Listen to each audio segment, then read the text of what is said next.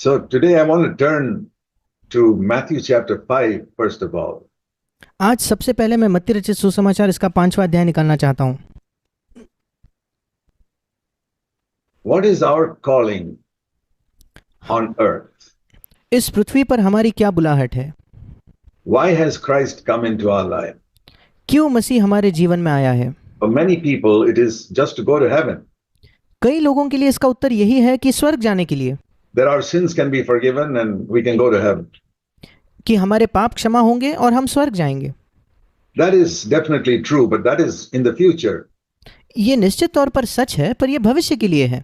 But what about right now? पर अभी का क्या? Is it just to go to church and attend meetings? क्या सिर्फ हमें कलीसिया में जाना है, अलग अलग सभाओं में शामिल होना है क्या? Yeah, that is one part of it. हाँ, ये इसका एक हिस्सा है। But there is something Jesus said in Matthew chapter 5. पर यीशु मसीह ने मत्ती उसके 5वें अध्याय में कुछ कहा। Please turn with me to Matthew chapter 5. मेरे साथ निकालिए मत्ती रचित सुसमाचार उसका 5वां अध्याय। Here he spoke about certain qualities that we must have as Christians. यहाँ यीशु ने कुछ ऐसे गुण के विषय में बताए, ये गुण हमारे अंदर होने चाहिए, हम जो मसीही हैं। I'm not going to go into it in detail. You can take your own time to read it slowly.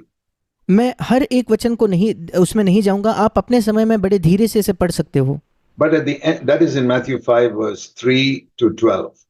ये मत्ती रचित सुसमाचार उसका 5वां अध्याय 3 से लेकर 12 वचन में है। He's speaking about certain qualities we must have. अब वो कुछ गुणों के बारे में बता रहा है जो हमारे होने चाहिए। That we must be, verse 3, poor in spirit. तीसरा वचन, हमें आत्मा में दीन होना है। That is being humble. इसका मतलब नम्र होना। And then we must mourn for our sins. और उसके बाद हमारे पापों के लिए शोक करना। And then we must be gentle in our dealings with people. और लोगों से हमारा जो व्यवहार है उसमें हमें कोमल होना है, Especially in our home. विशेषकर हमारे घर में। And verse 6, we must always long to be more and more righteous. और छठे वचन में हमें हमेशा ये लालसा होनी चाहिए कि हम ज्यादा और ज्यादा धार्मिक हो। That means however holy you are right now, don't be satisfied with that. Long for more. इसका मतलब आप अभी कितने भी पवित्र क्यों ना हो, उससे संतुष्ट ना रहे और पवित्रता की चाहत रखे। And here's verse 7, a very important quality. We must be very merciful to other people when we see them fail. और यहाँ 7वां वचन में बहुत महत्वपूर्ण एक गुण है, हमें बहुत ज्यादा दयावंत होना है दूसरों के प्रति जब हम उनको देखते हैं कि वो असफल हो जाते हैं। Or when they do some harm to us, we must forgive them. Be merciful. या अगर वो आपको हानि पहुंचाते हैं तो हमें उन्हें क्षमा करना है, दया दिखाइए। Somebody gets angry with you. Be merciful. Forgive them. कोई आपसे गुस्सा होता है, दयावंत रहिए, उन्हें क्षमा कीजिए।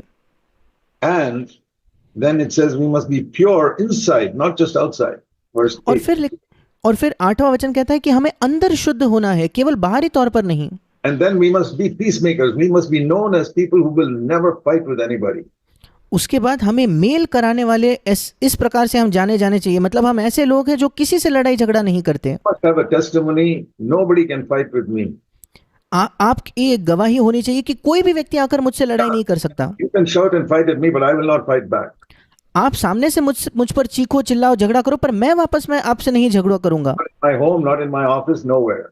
ना मेरे घर पे, ना मेरे दफ्तर में, ना कहीं भी। And when we stand for the Lord like this, और जब हम इस प्रकार से प्रभु के लिए खड़े होंगे, we may be persecuted by others. Verse 10. 10वां वचन, दूसरे हमारा सताव करेंगे। But that is part of our calling. पर ये हमारी बुलाहट का एक भाग है। Because we are like different from the rest of the world. क्योंकि हम दूसरे संसार से अलग है। So they get angry with us because we are upright and they are not upright. और वो हमसे क्रोधित हो जाते हैं क्योंकि हम धार्मिकता और सीधे खड़े होते हैं और वो नहीं होते। Supposing in a classroom, all the children are wearing dirty clothes. सोच कर देखिए, किसी एक कक्षा में सब बच्चों ने बड़े गंदे कपड़े पहने हैं, But one boy is wearing very clean clothes. पर एक बच्चा है जिसने बहुत साफ सुथरे कपड़े पहने हैं।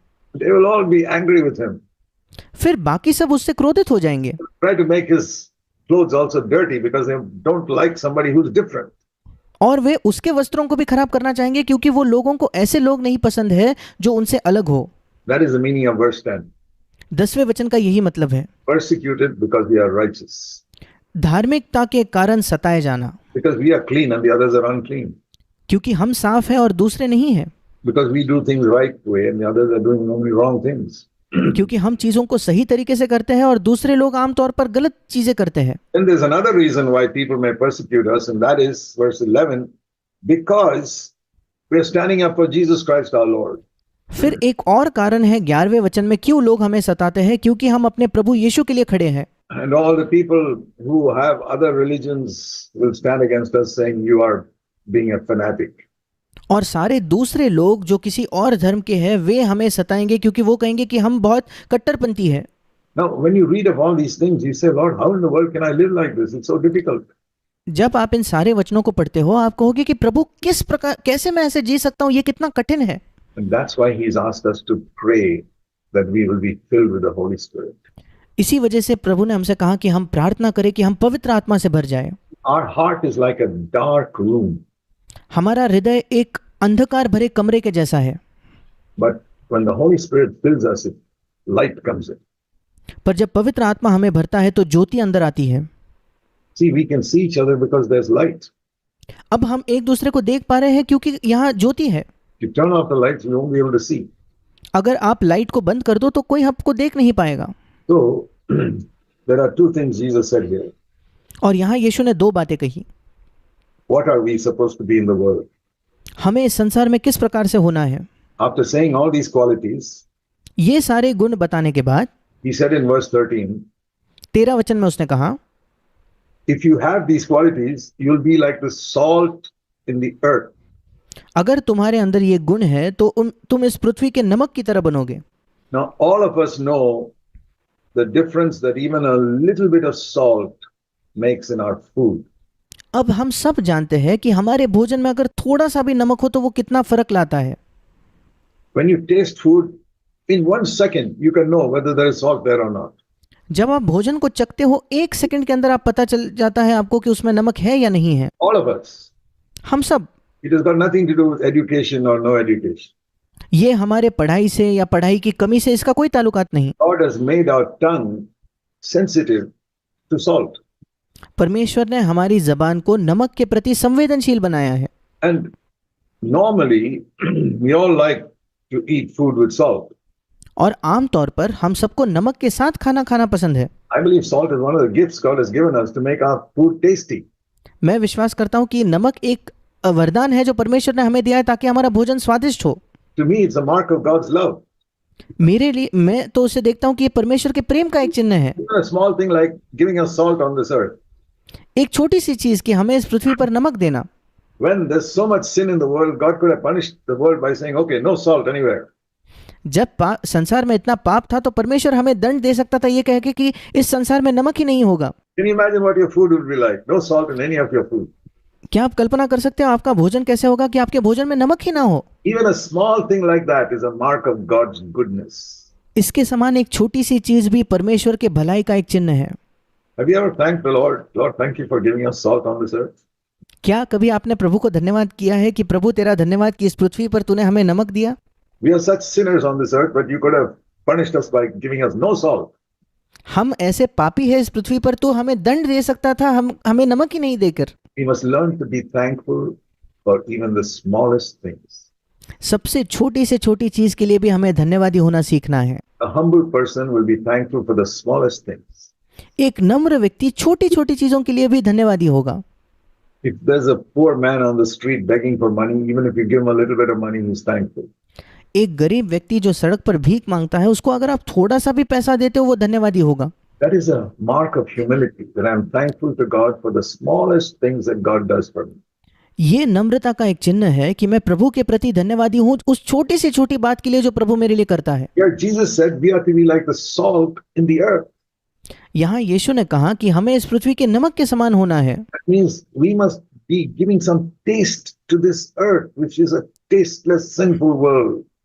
इसका मतलब हमें इस पृथ्वी को, इस संसार में नमक की तरह स्वाद देना है जिसमें पाप की वजह से कोई स्वाद नहीं है। इस संसार में Taste of purity and love शुद्धता और प्रेम का स्वाद and humility.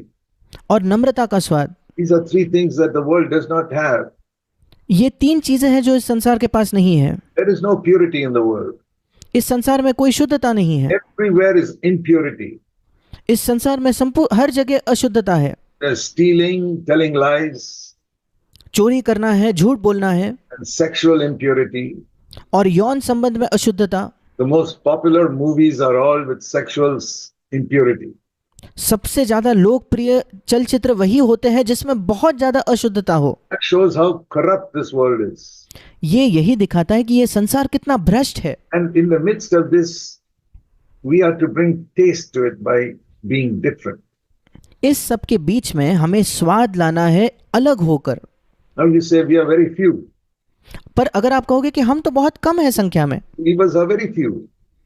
विश्वासी बहुत कम है, There, even among all those who claim to be Christians, maybe 5% are really believers.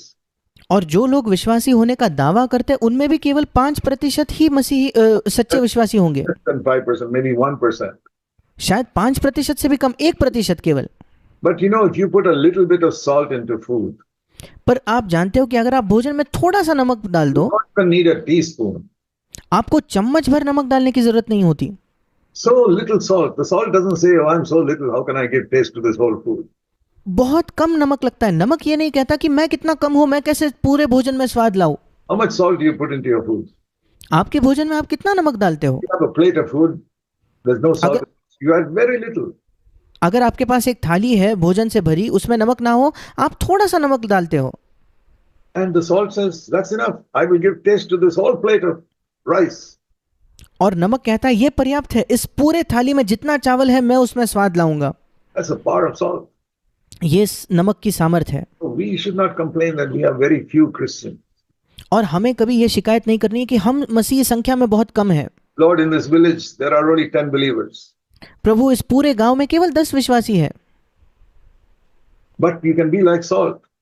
पर आप नमक के समान हो सकते हो। But Jesus once said, यीशु ने एक बार कहा, let me show you that verse in Luke 14. मैं उस वचन को दिखाता हूं, लूका उसका 14 अध्याय।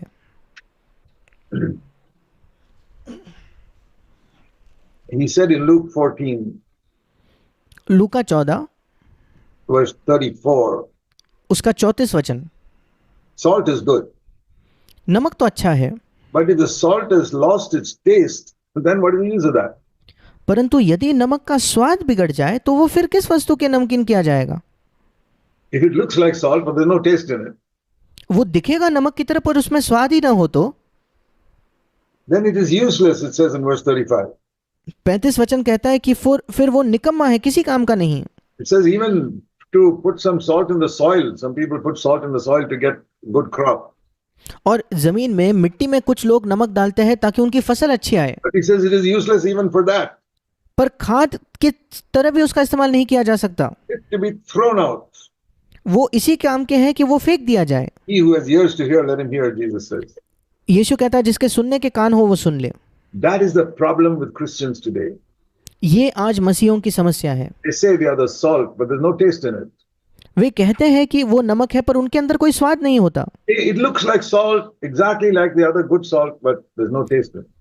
दिखता वो बिल्कुल नमक की तरह है, अच्छे नमक की तरह ही दिखता है पर उसमें स्वाद नहीं है। So when we read something like that, I need to ask myself, am I just claiming to be a Christian, or do I have the qualities that Jesus said a Christian should have? और जब मैं ये पढ़ता हूं तो मुझे अपने आप से प्रश्न करना है कि क्या मैं केवल दावा कर रहा हूं कि मैं एक मसीही हूं, या मेरे अंदर वो गुण है जो यीशु कहता था मसीहों के अंदर होने चाहिए। Are you the only family who's a Christian in a radius of, say, 10 miles around you? सोच कर देखिए, आपके घर से 10 मील के एक गोले में क्या आप इकलौते मसीही परिवार हो क्या?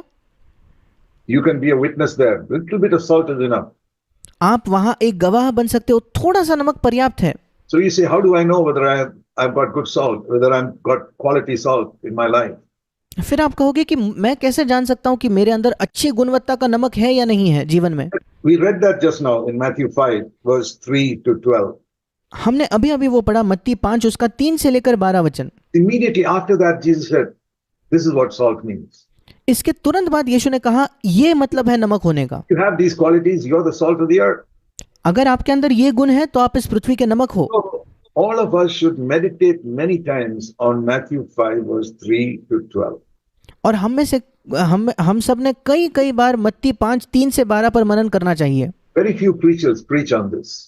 बहुत ही कम प्रचारक इस पर प्रचार करते हैं।